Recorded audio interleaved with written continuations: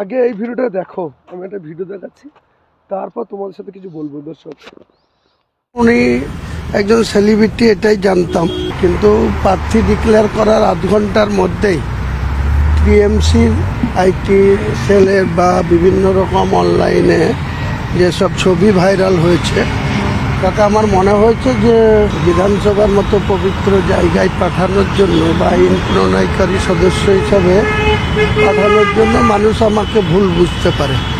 তাই আমি সেটা 24 ঘন্টা যেতে না যেতেই সিদ্ধান্ত নিয়েছি যে এটাকে প্রার্থী রূপে রাখবো না, এবং আমি এক সপ্তাহের মধ্যে বালিগঞ্জের নেক্সট নাম তৃণমূলের লোকরাই তো সব করেছে। যে সানিয়ার চৌধুরী নিয়ে গেছে যেটা করেছে, এখনো ওই সানিয়া 22 ডিসেম্বর সোমবারে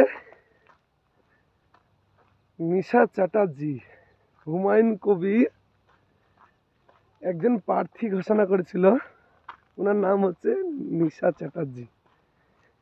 একটা কথা আছে, আজ ভালো কামাবে কাল ভালো খাবে। এমন কোনো কাজ করে না যেন তোমার ভবিষ্যৎ ক্ষতি করে।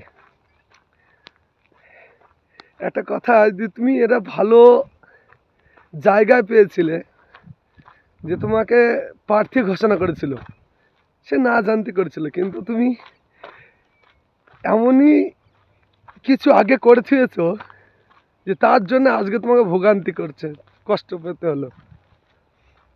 আর মেন উদ্দেশ্য আমার এটা বলার, যে আজকে যারা ভিডিও করে বিভিন্ন অঙ্গ প্রত্যঙ্গ দেখে ড্যান্স করছো, এটা ভেবো শুধু তোমাদের ক্ষতি না, তোমাদের ভবিষ্যতেও প্রজন্মে যে ছেলে পিলে আসবে তাদেরকেও কথা শুনতে হবে। বিভিন্ন রকম লিঙ্ক ভাইরাল, যেসব খারাপ ভিডিও বানাচ্ছো, ভিডিও করছো, তাদেরকেও বলে রাখছি, এমন কিছু করো না যেন তো প্রজন্মে তোমার ছেলে মেয়েদেরকে যেন কথা শুনতে না হয় যে তোর বাপ এরকম করতো, তোর ছেলে এরকম করতো, তোর মা এরকম করতো।